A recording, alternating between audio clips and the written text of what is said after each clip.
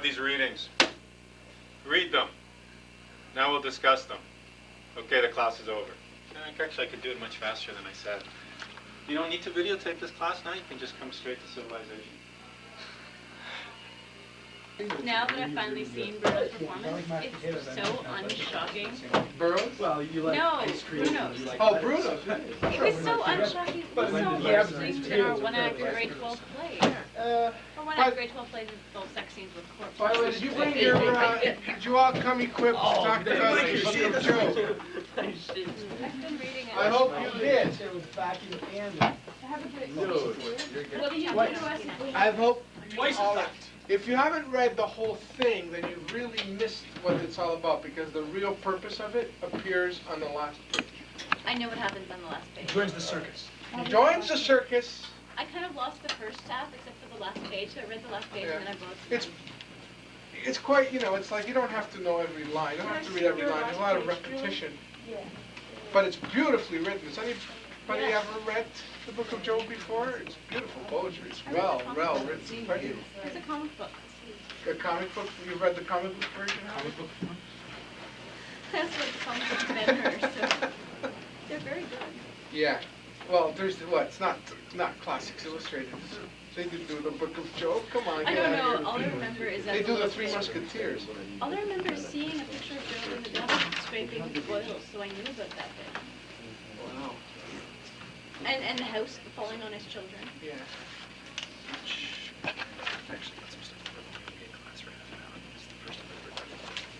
Yeah, but nursing's the most important. Healthy distribution of the books. Distribution. The talking of the books, the discussion of the Book of Job and other things. I realized. Carrie said I had to So where are you going? So I took it to my I have to go to, actually, Yeah. it's Carrie's making you an eat. interesting story. Carrie's making me That's eat where it is, vitamins. but that's out of town. That's a good idea. And actually, he wants me to send another letter fax to his wife. Vitamin C. Right. You can't OD. I've got to go to the warehouse to do some. You'd have to take a whole bottle in one day, OD on vitamin C. Mm-hmm. Yeah, well, I heard something. It's sort of like, Solutions and invisible deadlocks. Existential time? yeah. Is that like You've never- standard time? You don't. There are no clocks to measure it. So it's like seed standard time. It's time yeah. time. Yeah, you got it. That's right. You got. Anyways, these are notes to myself right now. Well, I We're sure gonna hope get this looks natural on Danny's video. Doesn't look phony yet.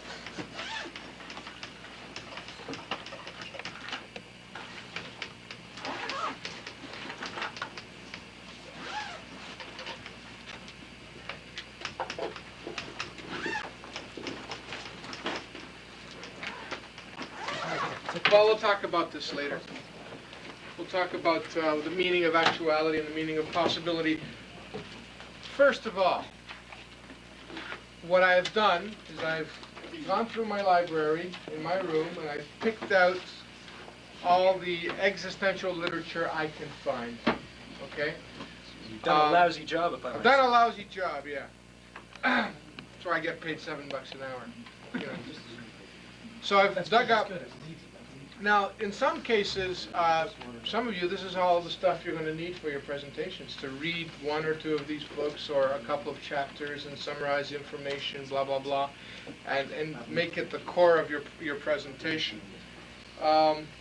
Also, I want to get the times down today. Last week we gave out the topics, we selected the topics, but I want to actually do a schedule. First of all, I have a big, and who are the Camus people? You are Camus, Dobrilla and you, and there's a third Camus person, is there, Steve? I don't think Camus merits 3 people. No, it was just two. Okay, I've got, well, a number of copies here. I've got The Plague, I've got The Rebel, I've got The Outsider, I've got another copy of The Outsider, I've got Exile in the Kingdom, I've got another copy of The Rebel, I've got another copy of The Plague, and I've got The Myth of Sisyphus, practically his major work I have in my possession here, and a small critique and biography of the guy. So if you want to hang on to this stuff, take good care of it, warm it up. You know, it's better at room temperature. And then I have some Sartre. Who's doing Sartre? Suhu isn't here. And who else is doing Sartre?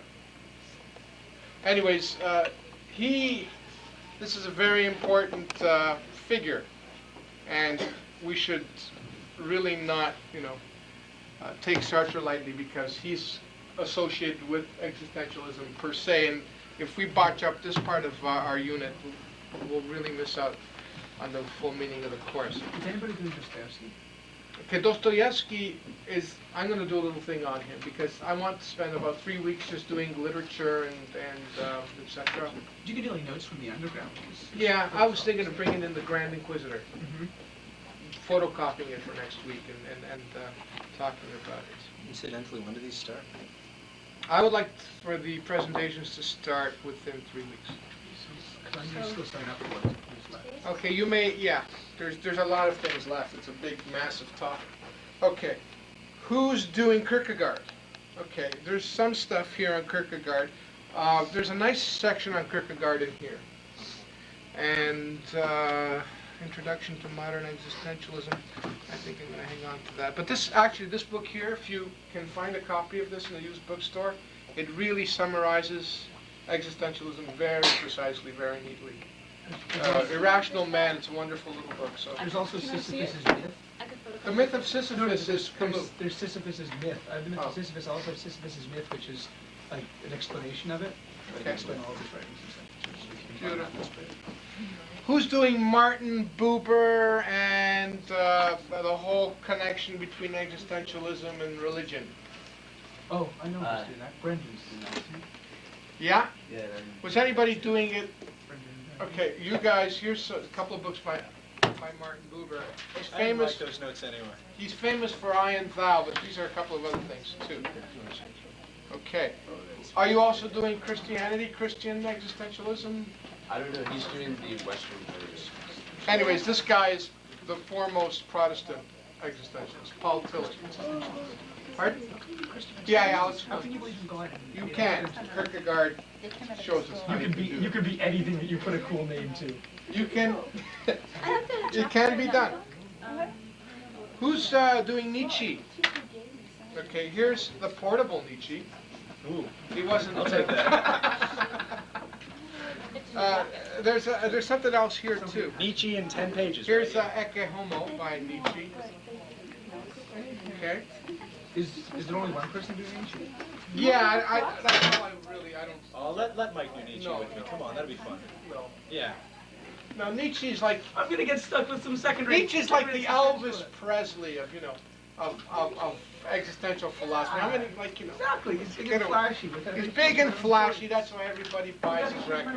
That's exactly what I want to do. Okay, I'm gonna become All I the know second about rate Nietzsche is a dumb existentialist. guy and the Fish Called Wanda. Read a lot of them. right. Aren't they releasing a sequel? Yeah, they are. Yeah. Somebody It's not doing a sequel, something it's a on recast. Blaise Pascal a little bit. Recasting. Jeff, you're doing a whole bunch of philosophers. You're doing like the precursors Not a sequel. as one of the precursors. I thought you're doing a summary of a whole bunch of them. Well, now you are. I thought that was the thing. You may want to look at some Blaise Pascal. And who was doing literary figures? Art and stuff like that. Here's a nice novel by Samuel Beckett, who's the author of Waiting for Godot. You like Sam Beckett? Are you doing something on Sam Beckett, or are you just reading? No, I'm doing. You may want to read these small short stories, and then give them to Mike. What? Can I do Beckett as well? No. You can be Uh, my partner. You know what? You may. Yeah, Sam you- Beckett definitely. No, Samuel Beckett is just. He's not even a big voice. It's Yeah, like but we- he's a writer, But, right? but he's like the main force of existential theater. Not the main. He's one of them. He's one of the key figures. Were you specifically doing Beckett? Okay. You know what you may want to do? theater of the absurd. A whole unit. There's a great book by Martin Esslin called Theater of the Absurd. You may want to connect theater of the absurd. That includes people like Albee. That includes people like Adamov, Dernmatt, everybody. Where'd you get it? Okay. And if you can, bring in selections. It's 5 pages long. What exactly did you get? All right. What about who's doing Carl Jasper's? Any idea whether everyone's going to show up? Yes, he is. Yeah. Could somebody just give this to him when he shows up? It's not one of the better books by Carl Jasper. Martin Esslin. It's called Theater of the Absurd. Okay, Sartre. I'm really disappointed that the Sartre people aren't here. I may have to. I'm showing a real lack of confidence in these people because, as I say, he's one of the main figures. And I almost feel like giving the topic away to somebody else. Steve was covering a fiction, but he's in like in the other room in a class or something. He is. Who's here? He's here. Here's another book called Christianity and Existentialism. Who's dealing with that? Actually, Not, but there was a chapter there on Kirkegaard at the end. And yeah, you guys. That's your baby. You're dealing with Judaism too. The last chapter?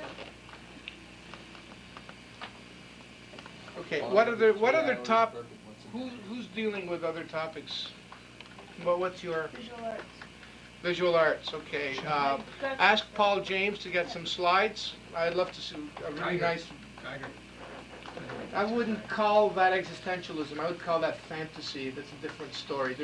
We're going to talk about existential art. What the dogma behind it is. If you can actually use the word dogma here. Steve, are you doing Sartre?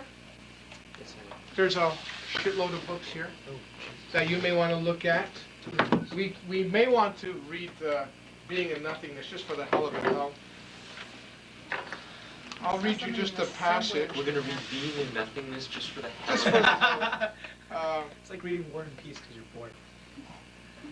People have done that. People only do That that. at least makes a bit more sense. Being There's and no other Nothingness reason because to you're read War bored. and Peace. Let me just read you one passage, just to spark up your day. There is an ontological proof to be derived not from the reflective cogito, but from the pre-reflective being of the percepiens. This we shall now try to demonstrate. All consciousness is consciousness of something. Anyways, that's actually clear. It's supposed to be unclear, and you're supposed to be bald by the end of this because you will have pulled out all your hair by the time. It's one of the hardest books to read. It really doesn't help if you don't know It the does- word ontological. Yeah, That's right, and the word percipiens, whatever Yeah. that means. Every And line. you have to understand the cogito argument. Yeah, that's right. What's the cogito? Cogito ergo sum. So we've divided Sartre into his fiction and his creative work and his formal philosophical stuff. Is that what we've done? Sort of. Okay, Steve, I would really, really keep an eye out on your partner. You understand? No, I know. You know, I get over it. so yeah. I'm well aware. Okay, good. Dobrilla, who are you doing? I gave out a whole bunch of Albert Camus. Right here, to Sarah. Yeah. Anyways, I've got extra copies of Albert Camus for those of you who are not doing Albert Camus who want to read him for the hell of it. He's a very good read. The what? You haven't read anything you should read in this. That's an essay. Yeah, that's a nice essay. There's a Rebel, which is also an essay, but then his novels, The Plague and the Outsider, very interesting. Yeah, you're welcome to borrow these. Yeah. That's not about the absurdity of suicide. No, The Outsider's a novel. The Absurdity of Suicide is in the Myth of Sisyphus. Who's doing What's the that? religious Book of Job? existentialism? Hang on. Are you? Yes. There's something for you. Yeah, that's... Okay, I'm... do you have a source book of readings? Like film theory is not existent. It's Sometimes directors talk about their films. Yeah, because Sometimes... was a critic. A lot of filmmakers were critics before they started making movies, so I can get the criticism, see what you can do. but it was more like the directors had more control over the work than existence. We're on the same team, Zuch. Yeah, okay, but my concern is what kind of discussion material you're going to bring in? I know you're going to try to get clips, right? Which No, means renting a lot of movies. No, I'm going Oh. to bring in some of Fellini's, what Fellini did after and before going and shooting. He would write down some ideas and thoughts. Fellini was the kind of director that went out and just shot. I mean, it felt like shooting today because he had the finance background to go out and shoot a scene at the end or the beginning without any planning. So he has all these little things about his life and his outlook on the shots and scenes that has been published now. Okay. And I You're figured going that- to connect it to what we're doing in class, I hope. It's not just Oh, yeah. it's not Oh, just a section on cinema. It's a No. section on how a certain kind of thought is communicated through cinema. Outsider thinkers, right? Now that's really your baby. Dax, what are you doing? I'm working on Sartre. 3 of you? Bauman, you're doing cinema. Debrilla, you're doing Camus. Sarah, you too? You're doing No, Fran- Sarah's doing Beckett. You're doing Beckett. You're going to read a few of his novels and his plays. I'm sorry? Sarah, you're going to read his novels and his plays and talk about them? Okay. So we're all covered? Okay. Let's start talking about times and dates here. Okay? Today is what? 16th. 16th. Next class is 23rd. This month goes up to 30 or 31? 30th, and then the 6th. Are you sure? I'm looking at it. All right. February 6th. Where's did Dignity leave? Okay. Why don't we, The monolithic class 2 weeks, the first person might take 2 hours, and then the second people get shoved into an hour or less. Okay, let me put it this way. And so just if we, an hour and a half is fine, but as long as each person gets an hour and a half. We don't need the 10-minute break and not a 30-minute break. Let's just say these are the days you have to be ready to present. Okay? There will be flexibility, Dax, if somebody wants to go over, but these are the days that you have to be ready to present, and this will be the order too. Okay?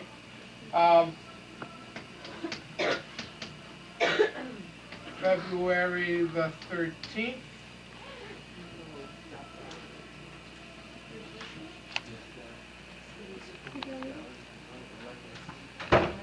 Thank you. First, okay? And I'll be ready to start something on Heidegger. Mistake here.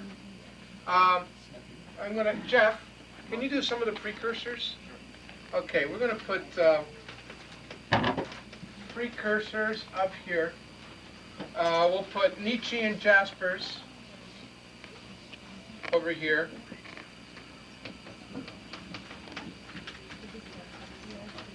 Okay, Nietzsche and Jaspers. I'll do something on Heidegger on the 27th. A little bit. How many of you read the whole thing? 1 person, 2 people, 3, 4 people. I skimmed the whole thing. I couldn't read all weekend because I had migraines. Okay, we can't have a discussion unless we've read the material that's handed out to us. Let's read it then. Well, it's not the kind of thing you want to spend an hour or 2 reading in class. Actually, it's fun to read out loud. Big When I long got poem. stuck. It's 40 pages long. 40 chapters.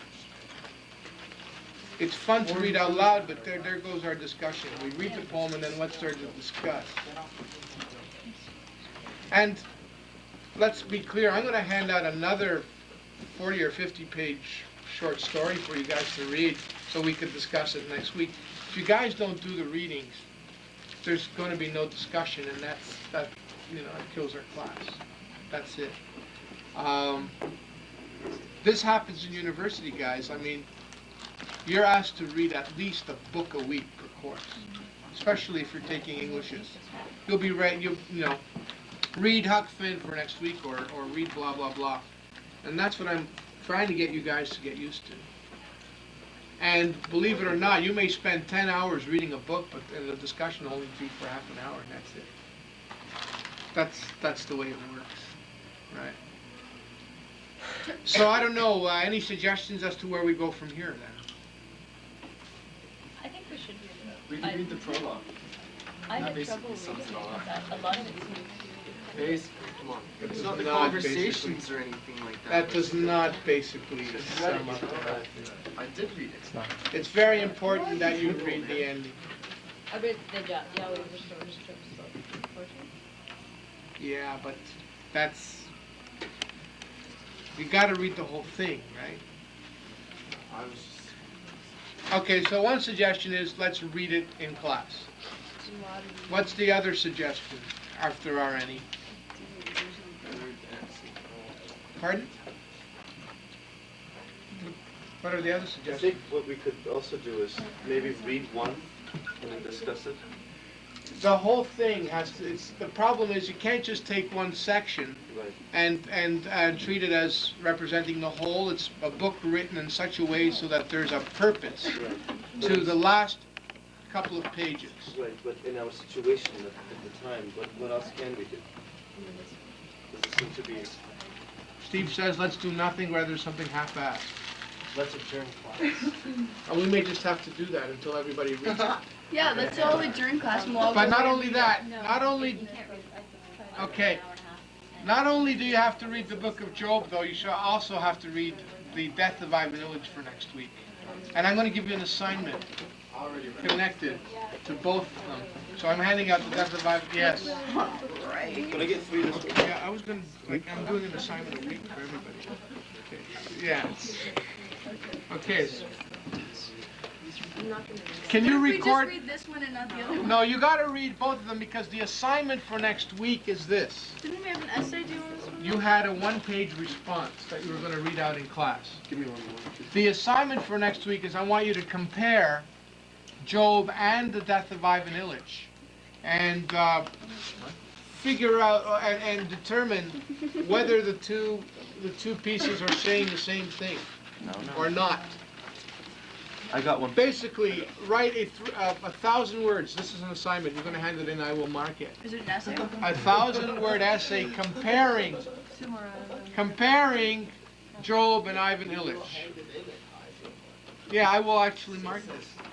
I will do it. Have you read all these You're not allowed to things? Yeah, mark them though I before have. you mark the Martin. Recently? Pardon? You're not allowed to mark them until you Oh, you'll get your Martin Western exams this Tuesday. Recently? Yes. Just checking. Yeah.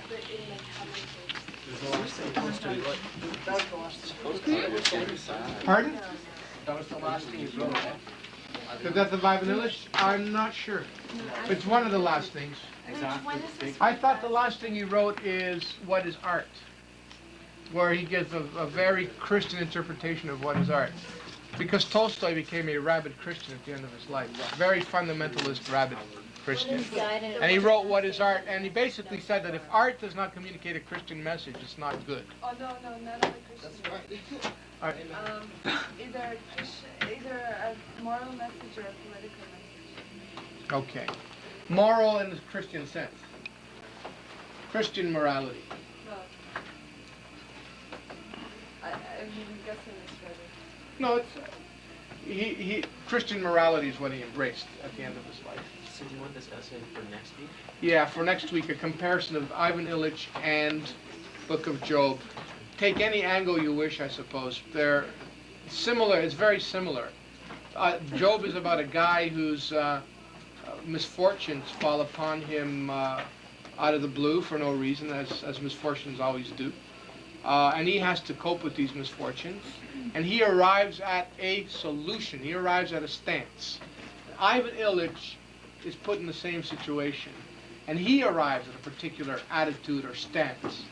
Compare the two stances. Compare the two attitudes. Compare the two experiences. So this is the second essay. Well, the first essay, I said this last week, I wanted a one-page response to the Book of Job, which I wanted you people to read out loud in class. Right? Yeah. That's what I said. Now, it'll be part of your total body of work that you hand in by the end of the year, for sure. Hang on to your one-page response. But all I wanted to do is for you people to read out the responses, and for us to discuss them the way we would any critique. Okay? But I think we're going to have to scrap that because nobody did. I don't know, I was trying to read it, and the kind of question was, how does Job relate to existentialism? I couldn't relate it except on the most superficial level. Okay. Maybe we should spend the time, I don't understand anything to read it that expert. You read it on your own. It gives you, it fills in some gaps. And also I can talk about existential time today too, if you wish. And then we could adjourn class. Existential what? Time. This is the last page. You're getting the last page first.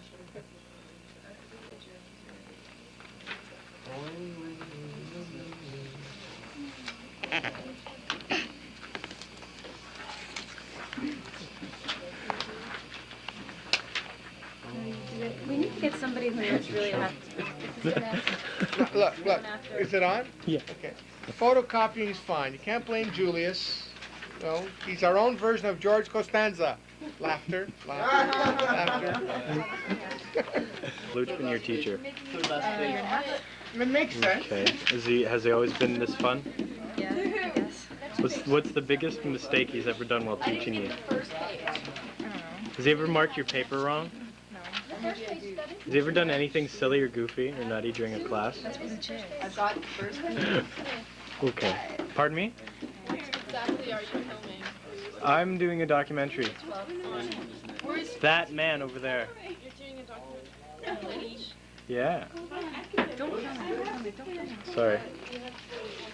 Do you have any insightful comments you'd like to add to this documentary about Luciano? Or do you want to wait till he's not in the room? Well, you can just basically say, well, you know, I've been conventionally or something. I don't care what you're at. Conventionally? You don't. Oh, eventually. And here. The rest are yours. Oh, constantly complaining that I'm not going to do a seminar. But I will do a seminar because the reason I didn't do the seminar last time was because you each gave me the wrong date and then blamed it on me. So it's all his fault? No, it was just a misunderstanding. I have an extra 6 on Well, there. this is called Luciano, the Diary of an Asshole. I have a So couple. I don't know how many. that's the name of it. It was his idea. I just want you to compliment me and be away. Getting you to reassure me. Do you need reassurance, Luch? Yeah, sure. Diary of an Luch. asshole. No, No, I don't like. I'm not an asshole. I'm not. I'm a human being. I am a human being. Okay, let's talk about this article. You read on your own. It'll clarify a lot of things that we're talking about in class. Let's talk about existential time. Okay? Existentialists do not believe in the concept of time as, let's say, the physicists believe in time, or as the philosophers in the past believed in time as an absolute entity, as an idea, or as a concept. Is that clear? Hello? Yes, it's clear. I'm looking at the Mojave Desert here. Really? No. They do that. You don't understand that, okay? What don't you understand about that? Just The existence of phenomenological experience. the past and the future do not exist per se. They exist as experiences that you have. You are experiencing the future right now. You are experiencing the past right now. You're also experiencing the here and now. The past and the future do not exist as chronological entities. They exist subjectively as phenomenological experiences. Does that make sense? Yes. Time is not conceptual. Time is not absolute. Time is absolutely subjective. Okay, now when we talk about the past, we're talking about an experience called the past. And when we are talking about something called the future, we are talking about the experience called future. Okay, you got to grasp that, because existentialism deals with phenomena.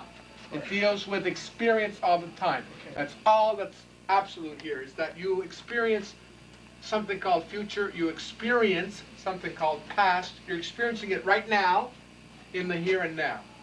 But I thought the whole point is anything you experience is part of reality. Exactly. Past and future are part of experiential reality. Okay, so much of our language is based on knowledge, right? I mean, you couldn't have language without having a sense of technology that's necessary in order to make sense of it, right? So why doesn't, how could it not be an entity, even if it's... There are languages that don't have tenses. I think Navajo does not have a future or past tense, but English and most European languages do. I've heard the same thing, that there are languages that do not have grammatically a sense. No, I've heard of languages that have a lot more tenses, but I don't even think it's possible to have a language that has some sort of sense of past or future, even if there's a lot more. Okay, well you've got a point there. What the existentialist reaction to that would be that at some point language fell under the domain of logic and reason. At that point, language got distorted and removed from its existential roots. So what we have is the language of reason here, the grammar of reason. And reason is false. Reason puts a false, gives us is a false filter. Okay? So pardon? Are you satisfied by that? You're unsatisfied by that. Well, it's part of the existential belief that with language we experience time. Language is even outside of the time. Grammar, on the other hand, is not experiential. Grammar is something that the grammarians decide on as to what the rules of grammar are, and that's determined by reason. The language isn't just a real existential language does not have reference to chronological time. It has reference to the past as an experience and to the future as an experience. Yeah. Wouldn't language be, like language is still like a step outside of experience, like? Okay. When I talk about Heidegger, he says that there was one language that did not step outside experience, but we've gone away from it. He said that the ancient Greek language was totally connected to experience and existence. And later on, we've been adding layers and layers to it that have taken us away from existence and experience. But originally, language was connected to existence and experience. Do you think he'd be a little more original, say it were like baby talk or something? No. You wouldn't. Baby talk. Oh, gee, what can I say about baby talk? Well, baby talk doesn't really communicate anything. Baby talk is mostly imitation of sounds. That's what a child does. They're not really saying much. They're playing with sound. They're imitating a sound. They're not.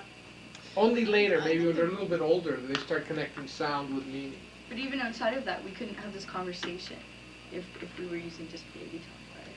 Yeah. Okay, but anyways, let's put all our problems aside and let's deal with this whole idea that the future and the past are actual experiences. Now, what do we actually experience when we experience the future? According to existentialists, what we experience when we experience the future is something called possibility, something called freedom. The future is everything that can happen, everything that can be, everything that isn't quite actualized. So the future is open. That's why it's connected to the word freedom. It's connected to the word possibility. Anything can happen. Okay? Nothing is set. Nothing is determined. So an experience of the future is an experience of possibility. The experience of past, on the other hand, is the experience of everything that cannot be changed. Everything that's set. Everything that's been frozen, solidified, made actual. So when you are experiencing the past, you are actually experiencing the phenomena called actuality. When you're experiencing the future, you're experiencing its opposite, a phenomena called possibility. All the time, of course, we're living in the here and now. The past and the future take place in the here and now as experiences. All we have is the here and now. The past and the future are experienced in the here and now. The here and now is like a transition point. First of all, meaningful coincidence, okay? Just give me an example of a meaningful They coexistence. both have the same idea, independent of each other. And then later on, we found out that we both have the same idea, but it's uncanny similar.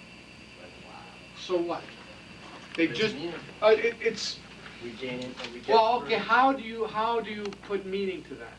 Are you going to use religion to put meaning into Well, that? we just Are you learn going to use an ideology that's already in You existence? learn something more about phenomenology because it's a phenomenological. Okay. That we both have independent. An existentialist would say it's interesting. It's a startling event, but how we turn that event into a meaningful event is strictly personal. You may want to use a dogma, or you may want to But how use could it be a personal? pre-established. How could it be personal if we both have it? We just like both you and I have hands. We both experience love. We both experience hate. But that doesn't mean that there's a universal principle connecting your anger and my anger. It's still personal anger. Yours is still personal anger. I have to find personal meaning for my experience. You have to find personal meaning for yours. Now we could communicate these experiences linguistically to each other, and thereby enrich my meanings and thereby enrich your meanings. But there's no such thing as an absolute interpretation for any of the events that happen on Earth. You dig what I'm saying? They're saying get away from any absolute explanations. Get away from contextualizing things in an absolute way. Let's go over this, because if we don't understand this, we may not understand some of the other things. Look, accept the fact, phenomenologically, can we actually know the past or the future? Can we, though? I mean, what are you experiencing at all times? You're experiencing the here and now. So the existentialist will say, this is all that exists, guys. This is all that exists. But while you're existing in the here and now, you have an experience every now and then called memory. You have an experience called the past. The past exists in the here and now as an experience. Define it that way. Philosophers have always defined it differently. They've always defined it as an entity. The past is something that exists in itself. Which means you can't go to the past because you don't need your memory. Yeah, and what your past, okay, is everything in your existence that is actual. So it's personal actuality. And your future, which you're also experiencing right now, is everything that you foresee as being possible. But this is really all that exists. It's all happening in the here and now. Why did you call that a transition, here and now? Here and now can be defined as that state of being which brings together the past and the future. Is that how the existentialists would say it? Some of them do. For sure. Like, when you're looking for now, you just miss it. You just missed it. The idea is every time you try and say now, it's past already.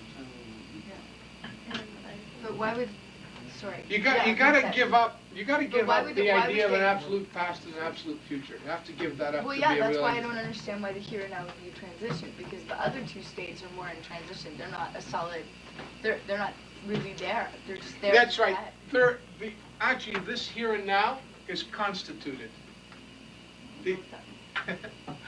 If we were to break up the here and now into its constituent parts, into its constituent experiences, think of everything as made up of experiences.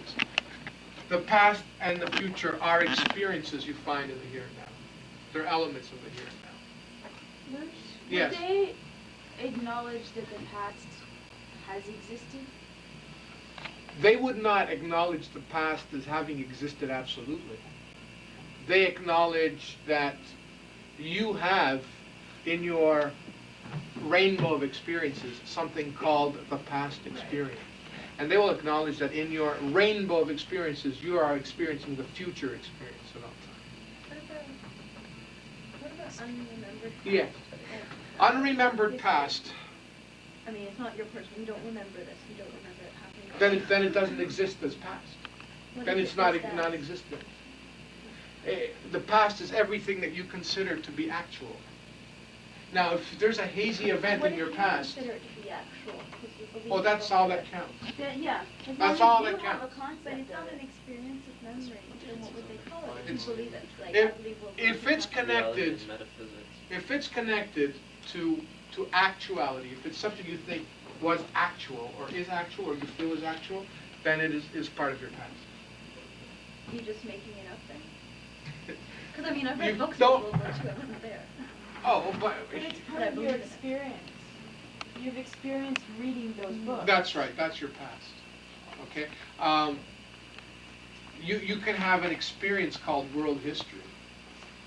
But again, analyze that experience and find out where it's coming from. It's coming from books, it's coming from this, but you're having an experience that you call world history. Okay? And that becomes part of that experience called world history becomes part of your past. It's very rootsy. It's stripped of all metaphysics. It's stripped of all absolutes. It's a very steak and potatoes attitude towards everything. Even the past has to be like. And if there are events in your past that are hazy, then they're not. Then that really isn't part of your past. So It only becomes your past when you can actually say, "This really happened. This is absolute." I have a question. Yeah. Okay, perfect example is yesterday. I have hazy memories of things that happened to me in childhood. Something about my godfather, some old Lithuanian guy. Right. I knew nothing really about him other than hazy sort of remnants of what I thought were experiences. Yeah. I was talking to my mum yesterday, and she basically filled in all the gaps, saying, yeah, you remember that perfectly, you remember he lived on Dufferin, you remember this, you remember when you went to go visit him, that sort of thing. And did you feel secure that you had knowledge at that point? Yeah. Okay, those secure bits of knowledge, those things that you call actual, Okay. they then start constituting your past. I see, okay. Okay, all the hazy bits, they're not really part of the past yet. So basically, unless we can validate them. Unless they're considered actual by you, then it's your past. Okay, so it can change. It's not just an absolute. It's something that might be hazy, might become actual. Yes, sometime later. yeah. Okay. And in fact, your past is, your sense of actuality is changing Yeah. all the time. And your sense of future is changing all the time. But it's still the past. So if you got really drunk and forgot what you did, you would make this? Then you would It's a not good have a excuse. past. And in fact, that's what they say, why people get drunk, why people go into, so that they don't have a past. To live in the here and now without a past, and to live without a future. But unfortunately, to have a past is part of our humanness. Animals don't have a past. Let's assume that I know this, okay? My cat has it. Does your cat have a past? Does your It's cat neurotic. She actually doesn't know have? Does your cat actually have daily To some experience? degree, they remember it more like like if I pull out the cat cage, which is the only time he sees the cat cage is when he goes to the vet. He's like gone, right? That's reaction to stimuli. That does not necessarily mean you have a past. To have a Well, past, no, he also to does have a remember. future means you have to have a consciousness. Yeah, he also does remember what the cat cage is for. So you could. The first time you saw the cat cage, you wouldn't have been scared. Yeah, but let's Geese remember how to not migrate. mistake conditioning and response to past. But conditioning would It's an require a past as memory. a pardon? And it would require, often I fed my cat wet food, and I would tap on the dish and make a specific sound. For 5 years after I fed her, didn't feed her wet for 5 long years, I could still tap on the dish and she would still come, because she remembered 5 years ago she got wet food. Well, she just got food. Well, no, she gets dry food all the time, but she got special But this is a side issue as to whether animals actually have a past or a future. That means to give animals a kind of a human consciousness. Only humans. I don't know. My cat can remember her kittens. Come on, you're gonna bring pictures? Why don't? Okay, it's a side issue anyways, okay? But this constitutes, this is part of what makes up human consciousness. Maybe they're on an edge. Memory, if they're clear memories, and if you can actually say that this is actual, then it constitutes your past. If it's not actual, then it's not really your past. Okay? Okay, now, the future is possibility and freedom. Okay. Now, the existentialists basically become moralistic about this. Okay? And they say that at all times you have to be aware that you are surrounded by absolute, not absolute, but you're surrounded by infinite possibility at all times. Now what does that mean? That means that you have to choose the possibilities in the future that are presented to you. You always have to make a choice. All the time. You cannot enter the future blindly. You cannot enter the future as an automaton. You always have to recognize that every minute of the day you're confronted with possibilities from the future, and you're choosing them, and the choices that you make and the actions that you make based on your choices then become actuality.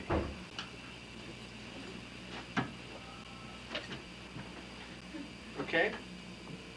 You're responsible for everything. Why is this like? Why is this big news? Yeah, why is this all mind-blowing and stuff? Because people don't take it. Every day I hear, I couldn't do this because something happened, the bus came late.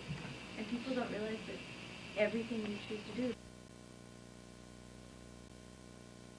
Oh, Yucca Belly, ladies and gentlemen. Welcome to the Seed Lounge, everybody. I'm glad to be back in Toronto. It's a nice city and you lovely people. This is Tom, my muse, my accompanist. You're a great crowd. Thank you very much. Remember last time we played here? Yes. It was what, just a couple of days ago? Yes. And, it was a grand event. It was a grand event. Joining us on guitar is Digny Dorfman. Let's hear it up for Digny Dorfman. Thank you very much. Loudest applause I've ever gotten. Now, for those of you watching us on TV, because we have the cameras At here home. today, these songs are politically incorrect. That's the theme. And we're proud of it. Okay. This is not a reflection. I don't like singing these songs, but they have to be sung. They have to be sung just to make the world aware that there are people who actually think this way.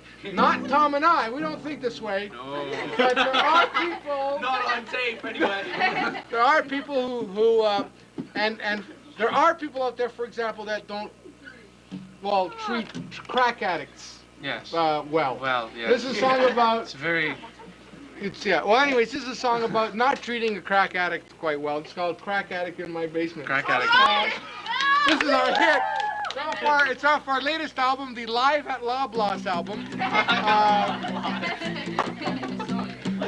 Featuring such hit tunes as Politically Incorrect Husband. My Existential Demons. And But this is.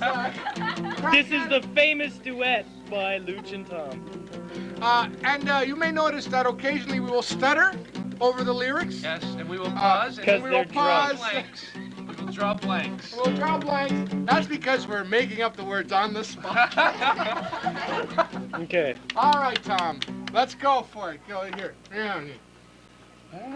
Well, we're gonna have some fun tonight. Crack addict in my basement. We're gonna have some fun tonight. My friends and I were sitting upstairs and drinking lots of beer. Oh my God! Let's go downstairs and let's create lots of fear. We're gonna have some fun tonight. Crack addict in my basement. We're gonna have some fun tonight. Well, she's down in the basement and she's smoking free. We don't know why. She's got crazy fleas. Yeah, all over her apartment. She's got bass. She lives in her basement. That's a disgrace. We're gonna have fun tonight. Crack addict in my basement. We're gonna have some fun tonight. Crack addict in my basement. Well, I invite my friends to play some cards, some poker, and we grab a stick and go down and we poker. We're gonna have some fun tonight. Crack addict in my basement. basement. She's real skinny. Her voice is tinny. And every time she wears a skirt, we hope it's not a mini. Woo! We're gonna have some fun tonight. Gotta get my basement. We're gonna have some fun tonight. Well, I was out having a picnic and there was lots of ants. We went down to the basement, put an alligator in her pants. We didn't know what the hell we were doing. We were all fucked up. We don't know what we're doing because we're messed up. We're gonna have some fun tonight. Gotta get my basement. We're gonna have some fun tonight. Come to my apartment, come into my room, and you will smell that aroma, that perfume. We all know where it's coming from. We know the place, it's where she freebases. It's to have some fun tonight. Gotta get my basement. We're gonna have some fun tonight. Well, we pull her ears and we pull her nose. We even wet her with the garden hose. We do things that are nasty and mean. Sometimes you even get a little obscene. We're gonna have some fun tonight. Crack attic in my basement. We're gonna have some fun tonight. Well, I walked down there one time and she was a little faint. I guess she was eating paint. I don't know why, I don't really care. She lives in our basement and that's fair. We're gonna have some fun tonight. Crack attic in my basement. We're gonna have some fun tonight. Well, I'm bored and lonely, what the heck? I think I'll go downstairs and steal the welfare check. We're gonna have some fun tonight. Crack attic in my basement.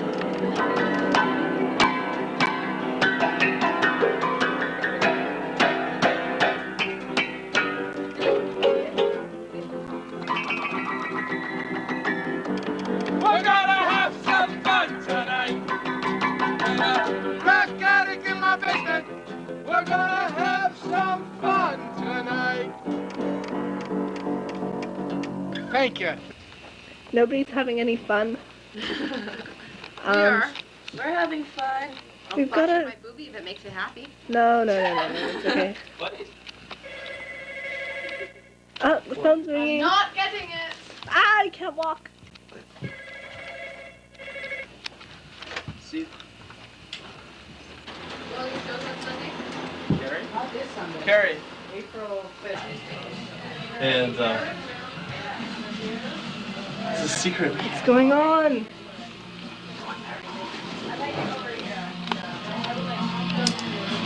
Sinners! Sinners! I know what you're doing in here!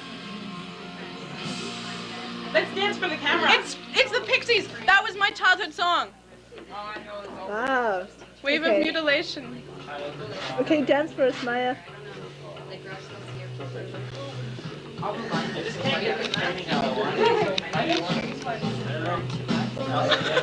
Ooh.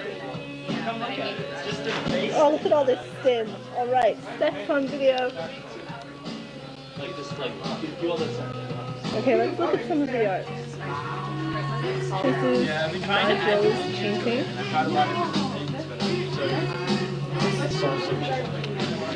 There's Maya's painting, but it isn't finished yet. Let's not talk about that. The background's gonna change. That's why it's really ugly right now. Okay. Poisoning the baby, because like I said, it's made from all natural earwax. You can order your free sample today. Just call 1-800-QUICK-FIX. 1-800-QUICK-FIX.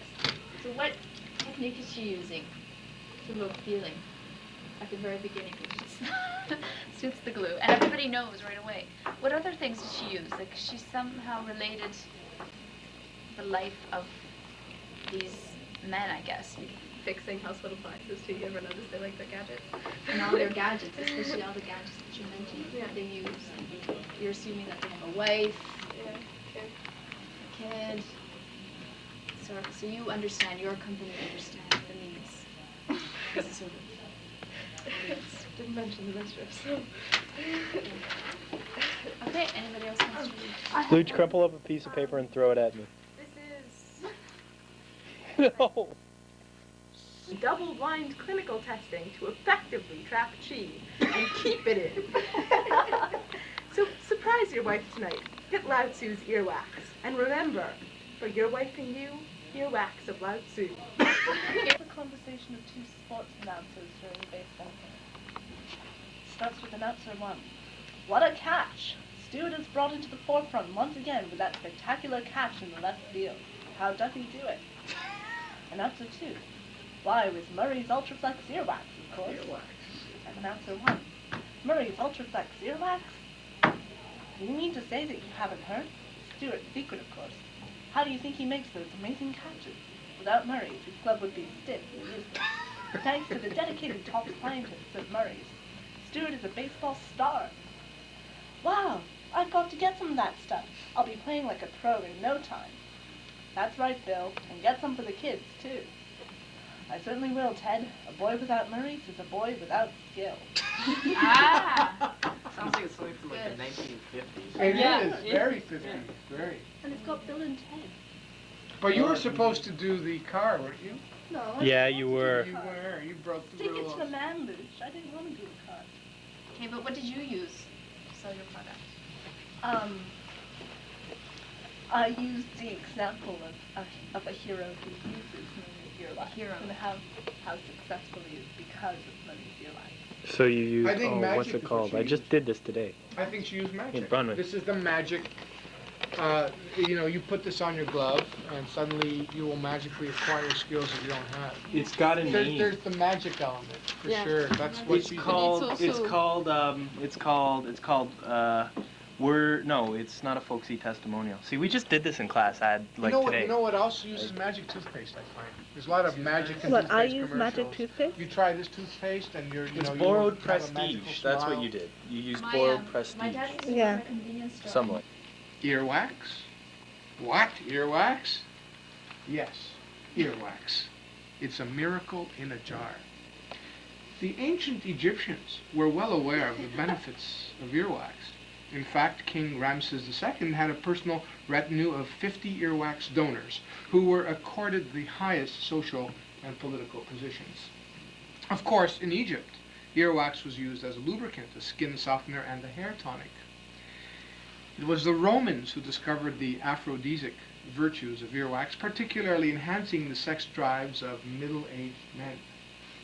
With the advent of Christianity, earwax fell into disfavor. St. Augustine himself wrote, "If we are to conquer the temptations of the flesh, we must say no to earwax." Well, that was 1,500 years ago, and attitudes to sexuality have changed. And the virtues of earwax have resurfaced. If you are a middle-aged man and are comfortable with your sexuality, enhance it with earwax.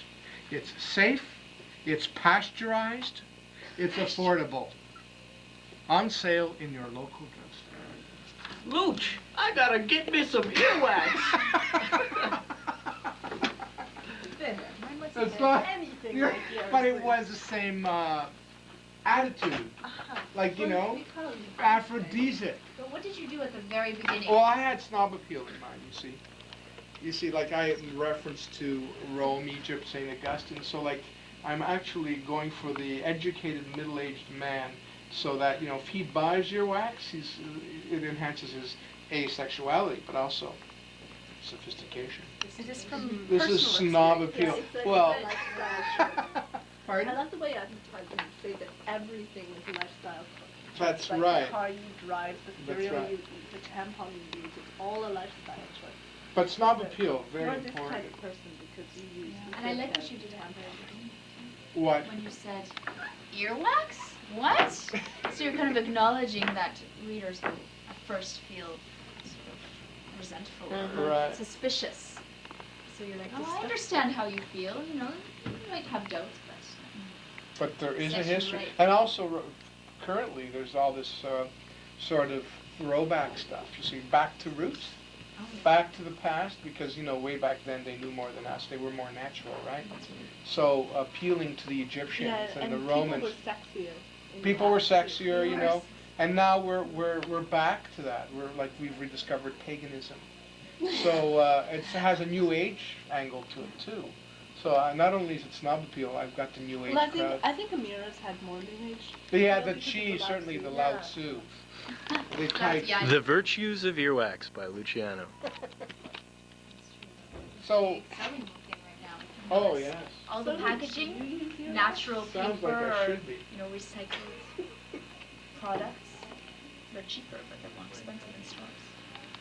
Gael, what about your product? My product's not really good. It's okay, have Way you? to market your product. I'm not buying that product. My product's no good. That's a great way Don't to buy my sell. product, it's shit.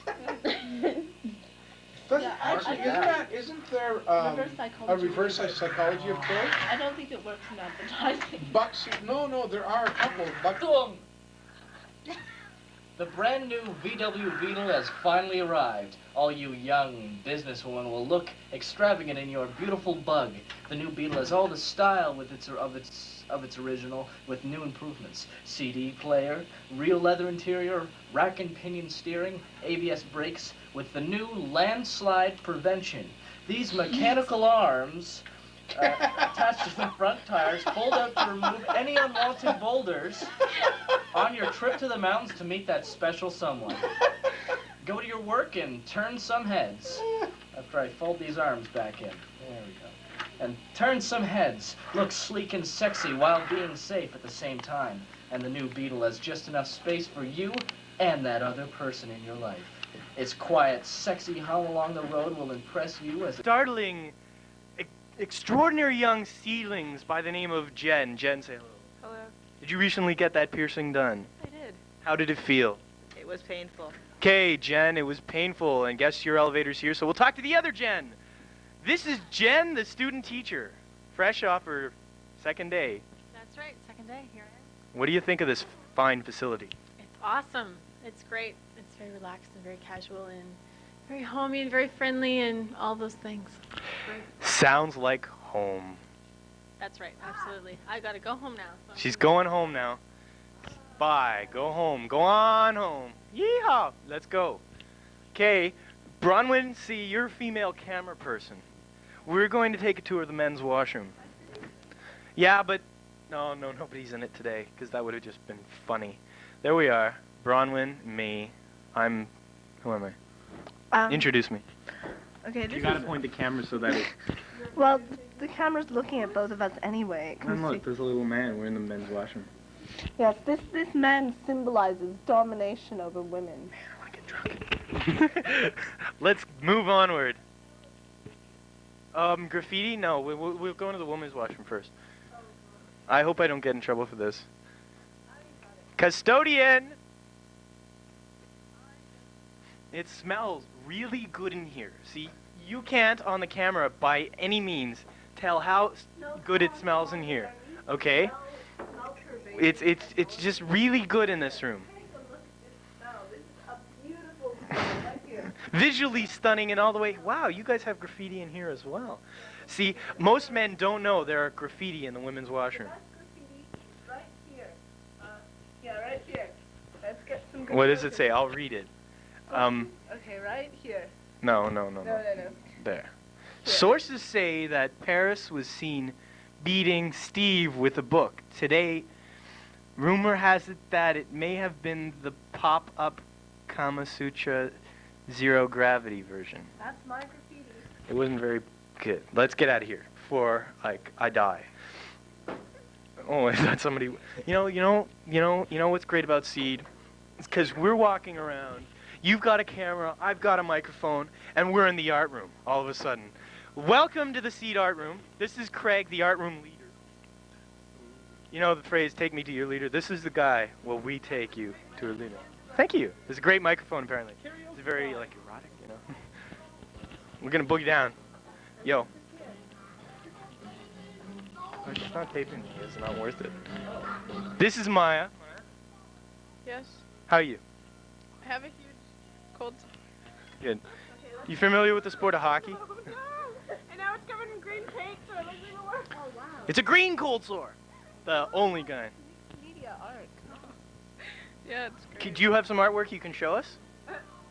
Well, This is the painting of Maya. A painting.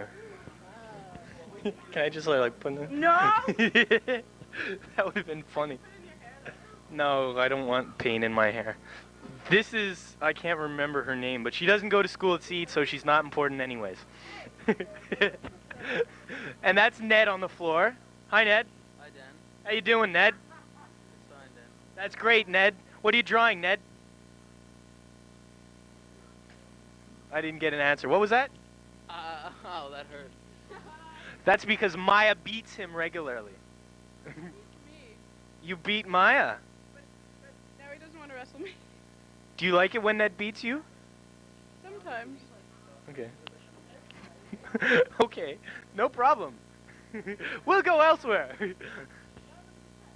Ladies and gentlemen, the Seed yearbook right here. Oh, wait, say hi to Daniela. I didn't even... Daniela, oh, no, wait. Say bye to Daniela. She's hiding. That's Matt. Matt actually went to Mark Arnault. Don't print that. Edit that. Mark Arnault actually shouldn't appear. You know the student teacher taught at Mark Arnault. Yeah, she was in my drama class. Let's take a look at Daniela's speech. What's Mark Arnault? Who's Mark Arnault? Bronwyn, do you know who Mark Arnault is? Someone with a French name. You're not very good at this game. Let's move on. Wow, we have really good videotape. You're going to love this. I'm talking. Let's go. It's a teacher thing. Okay, teachers are too good for the Seed video. Bronwyn, come on. And here's Rob and Mickey Mouse. Hello, hello. Hi, Mickey. Hi, Rob. How's it going?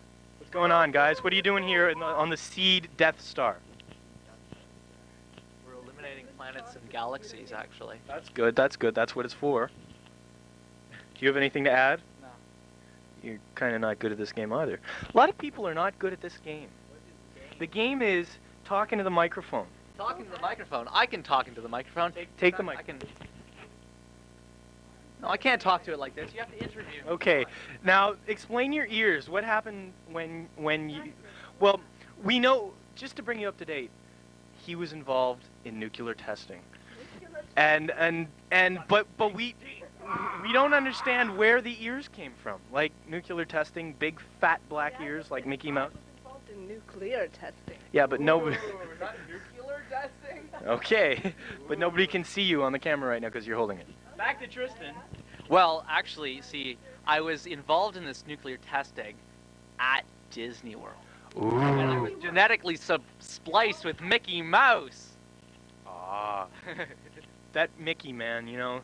Now tell me, like, what other aspects of Mickey Mouse did you inherit? Like, we've seen the fly, and we know how Jeff Goldblum turned into a fly. Now, what happened with you and Mickey? What other physical traits of Mickey's do you have? Well, there's some pretty powerful, things that I've inherited from Mickey. Like what? Well, you see, I could tell you, but then I'd have to kill you. Because, you see, the corporate guys at Disney made me sign all these disclaimers and such.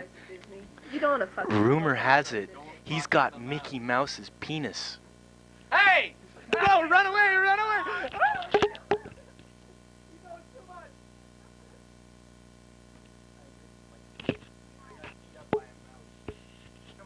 Ah, come on. It's 4:15, so Seed's sort of like winding down for the day. It's like getting boring. Here's Natalia. Natalia sort of made fun of us earlier when we were talking on the microphone. Oh, I think your show is really good. Great, hear that? There's a class going on in there. We probably should not disturb them, but take pictures anyways. Hey, Walter. How's it going, Walter? It's going well. We're doing math, so what are you guys doing? Seed yearbook. Ah, right. But we'll get out of your hair. Enjoy the mathematics. It's a sad day. It's a sad day, ladies and gentlemen, when you see math all over a classroom like this. Let's go, Bronwyn. We don't want to be sucked in. Save yourselves, children! Okay, here we go. Where are we going? Where should we go? We didn't really get a full interview. Oh, wait, we got a phone interview here. Who's on the phone? Okay. Hi. This is Ioka's brother. Ioka's brother, speak into the microphone. Now, see, I don't know if you're speaking or if it's being picked up by the microphone because I have to take the earpiece away from my face and put it in the microphone. So keep saying nasty things about your sister. If you do, I'll kick your ass. Thanks a lot, Ioka's brother. How old are you? I don't know if that picked up. And you're not Ioka's brother? It's not Ioka's brother. Who is it? Who is it then? Wayne Gretzky? It doesn't sound like your brother. I don't know. I've never talked to your brother. Tell us things so we know that you're not her brother. Like, oh, there goes that conversation. Okay, Bronwyn got bored holding the camera and stuck with me. Oh, and here she takes it back. Ladies and gentlemen, the great Andy Andreeff.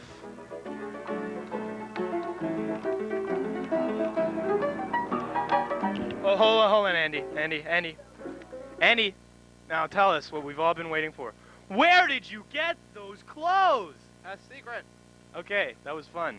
Hey, wait. What about my playing? What about your playing? We want to know about your clothes, man. If we wanted to know about your playing, we'd call you Liberace. I'll tell you where I got my hair done. If we... What's the trade-off? Like, do we have to do anything? I don't want to take my clothes off or anything, though we're pretty close on this film.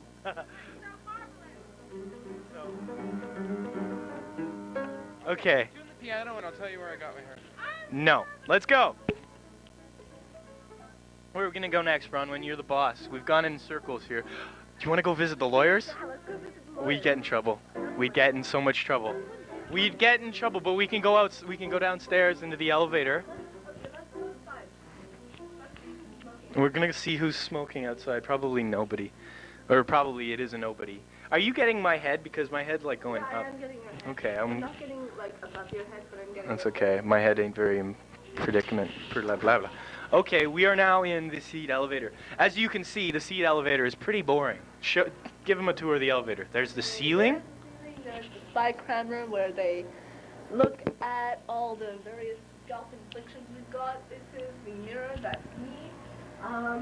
Here we have. Oh, we're at the lobby, Bronwyn. Alert! Alert! Here we go. Out into the great wide open. But see, since Bronwyn and I are both fear of like open places, we're not gonna go too far off of the sidewalk. We're fearless? Completely fearless? I don't think we're completely fearless. See, because I'm afraid to interview strangers on the street, unfortunately. But I don't think that'll be much of a problem. Okay, we're gonna... It's sunshine out. It's nice and sunny out, so maybe we can go to the park. Hi, would you like to be interviewed? Yes, I would. What say your piece. Are you from GE? No, it's just a cheesy sponsorship by GE. Not sponsorship at all. Hi, I'm Daryl Kramer. Hi, Mom. Have you ever been to Seed Alternative School? That's a no, I think. I guess it's a no, yeah. What school do you go to? I'm Daryl Kramer, formerly of Alma Mater, of something like that, of Erie Community College. Erie Community College. And of the SUNY system, State University of New York university system. Impressive. And what are you doing in Toronto? I'm just hanging out and trying to, network and stuff to Cool. see if I could get paid one of these days. Get paid. Unfortunately, we have no money. Otherwise, we might have paid you. But thanks for your time. Yeah, it's been a pleasure. Will we see you in any upcoming movies? I'm working on it. Okay. I'm planning on getting together with my. I believe that is my destiny, and I am the prodigal son of Mr. Roman Polanski. Really, really, really need to know. Pardon? That's great. That's awesome. Yeah. Are you gonna marry a wife and she's gonna get slaughtered like his? Is that what's gonna happen?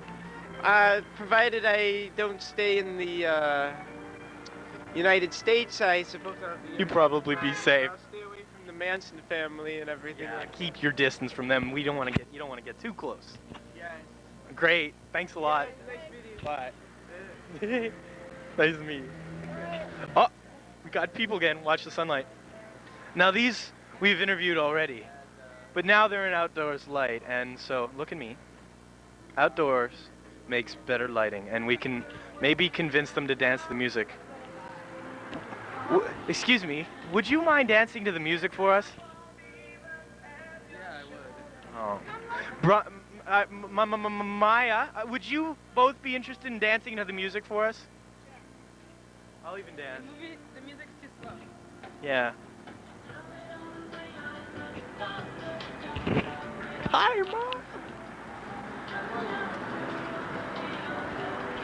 I can't really do much. I'm holding a microphone, and you're holding a cigarette. Yeah, roll up. And maybe go ask one of those guys to dance with you. No. Yeah, come on, please. Wanna dance? We need a dance partner. Celebrity Dance Week! I swear. Well, they didn't go for it, so let's go for a walk. Where should we go? Where can we go? Where can we go, Bronwyn? What's a safe haven? We can go to the food court? They might kick us out, but who cares? But we've got a cut, because I'm not going to cross the street with this thing. Take it off, turn it off. Oh, he's not paying attention. He's boring. Wait, no, that's not the way. We can go either way. You can get into the food court from there. Well, we need somebody like... See, the bonus for people who don't know about this food court is it's at the bottom of the provincial court buildings. So there's a potential for some really good interviews. So we're going to just go take a run at it. We're in College Park today because we are really, really bored teenagers. Well, I'm almost 20. and we have the significance at College Park of having two escalators. One that goes down, and if you look over there on the other side, and that one is going up. So today, what we're going to do is we're going to go up the up escalator, but we're going down, and then we're going to go up, and then we're going to come back down again. Or we can take the stairs, but Bronwyn's carrying a camera. We don't want to drop the camera now, do we? Yeah. Now, for all you people at home, this is the Magmond. Magmond. Oh, the trains for the subway? The trains for the subway, you just go around there, and you hang like a right. See, even people with video cameras can give directions. Those people are in elevators. They're coming out of the elevator. Jolt Cola, we're going to go to the Jolt Cola Factorium, or the place where you buy it from. There's treats, muffins and coffee, and if you want, they have a pretty good crack selection. We're going here. Those are chess pieces. I mean, Seed was never... Oh, look, it's Barney Rubble chess. That's pretty kick-ass, and The Simpsons, too. But The Simpsons, yeah. What taste? And there's Darth Vader. Darth Vader is a regular here at College Park. He visits constantly. I got, like, the hiccup thingies. I should probably get food. That's a good idea. I'm going to buy some falafel. I'm going to buy a falafel, too. First, we're going to go check out the Jolt Cola place. Okay, I'll buy you a Jolt. And then I'm going to buy a falafel. Kind of wanted to go have... Never mind, I don't want to talk about that on the camera. But... And that man looks like to be in the army. Okay, here we are. We're at the Jolt store. And where do you select your Jolt from, Bronwyn? Jolt is further down, so we'll go down to... There's Jolt. Jolt. Bronwyn's energy supplied by Jolt Cola. The quicker popper-upper. Come on, Bronwyn. Okay, we're going around. We're going to buy it. We're going to buy some Jolt. Here, give me the Jolt. Here, okay. Now, there appears to be a tiny bit of line, so we don't really want to, like, videotape. Well, okay, it doesn't matter. That, for those of you who at home who cannot read, it says closed. You know, it would... Look at Leonardo DiCaprio today. Wow. Poor man. Yeah, exactly. Let's check this out. Prophecies. The Second Coming, 1998. Scholars warn of fiery... Got a minute. Everybody want to see a nude photo of DiCaprio? The Sports Illustrated is here. Apparently, there's pictures of like. I'm not talking about your drive. I'm talking about mine, eh? 68 cents for Jolt Colas. Have you ever tried the fine product of Jolt Cola? No, not one of your favorite products. What's your favorite beverage? No, beverage. Anything to drink. What's your favorite? Nothing. She doesn't drink. She doesn't drink anything. One of the few people in the world that does not require any kind of liquid. Right there at the store. Now, no problem. I'm gonna have a sip though eventually. Okay, we're walking over here. We're gonna get a falafel. There's a bit of a lineup, but we're gonna get a falafel because I'm A, hungry, and B, hungry. And C, hungry. Okay, pause the camera because this is on our quest to find out what is the life of a seedling. And we're at the best choice falafel in the best falafel on the planet. In this place, right here. Doesn't look like much, but you know what, looks are deceiving because, man, they got a falafel that'll rip your clothes off without even undoing your belt. I'm serious. Good falafel. And we're gonna order a falafel in a minute because this is the seed student thing to do. We don't eat our McDonald's, we don't eat Burger King, Taco Bell occasionally, but it comes out of a tube, so today we're eating a falafel. So here we go.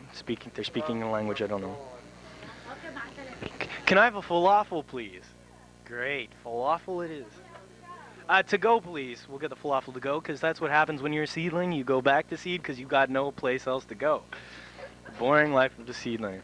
People looking at us, filming cameras at other convenience places, thinking, how come they're not buying from us? Say hi. How are you? What do you think of the weather today? Very nice. That's great. Thank you. People always want to be on TV, it seems. And it's your lucky day you're on TV. Oh, yeah. Ever been on TV before? Oh, never? Never? I've never been. What's your favorite TV show? Say 90210. Country style. Country style? That's your favorite TV show? Oh, okay, Dr. Quinn. We know about her. She's Canadian, I think. Am I right, Bronwyn?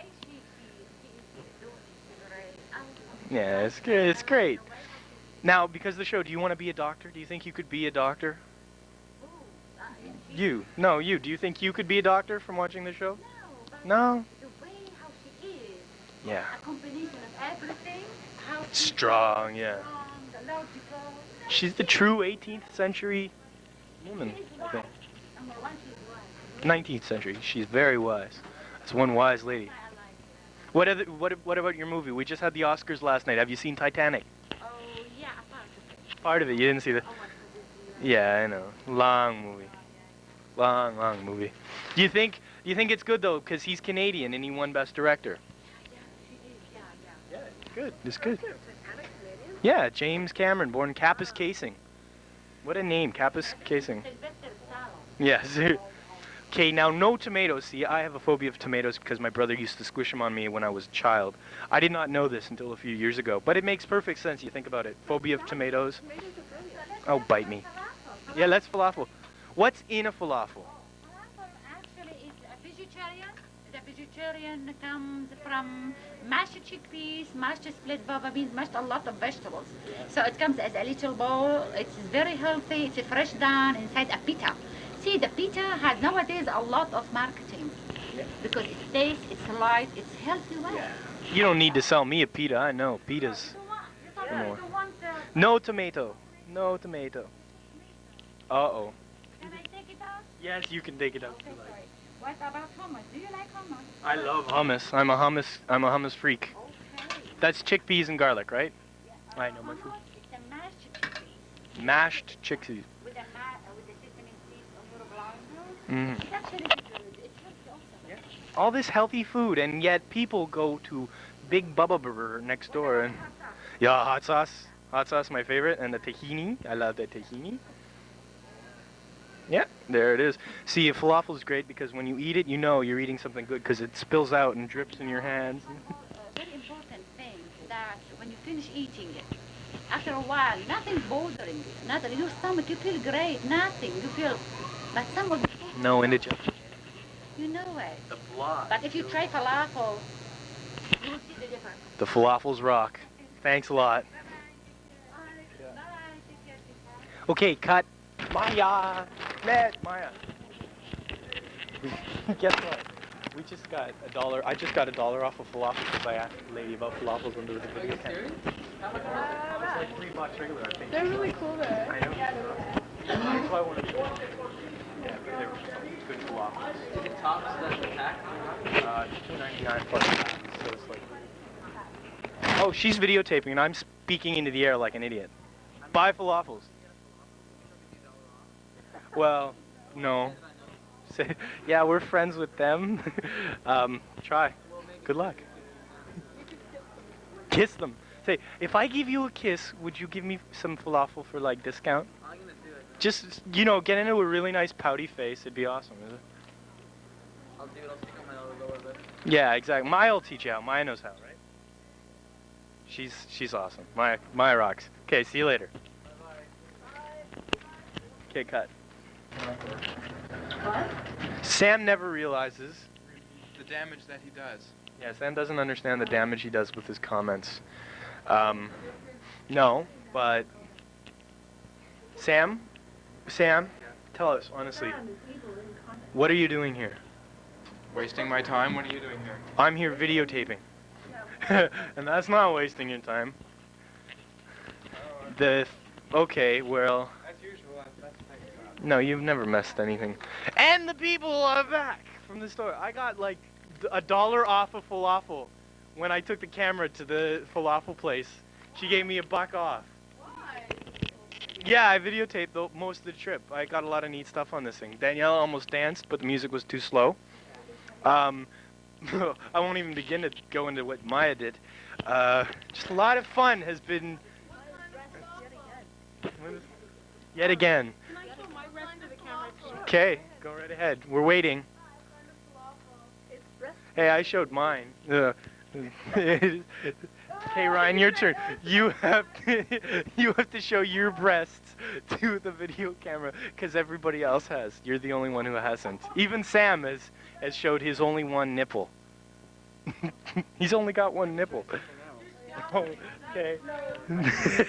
Yes, it's true, Ioka. Sam only has one nipple. You don't know? I thought you and Sam were like a thing. No, okay, this is just getting sick for Ioka's sake. Hey, Ryan, did you guys... You and Ivana were a thing, Danny. Yeah, that was last year for about 3 weeks. Are you trying to get that? For what? No, why would I be getting back at you for that comment? I've been doing this for everybody. You're the religious type. I'm the religious type. Oh, shut up, Sam. No, not Mickey Mouse. Not Mickey Mouse. Not Mickey Mouse. Okay, excuse me for a second. Eating? Okay, we're gonna come in now. I got $1 off of falafel with the camera.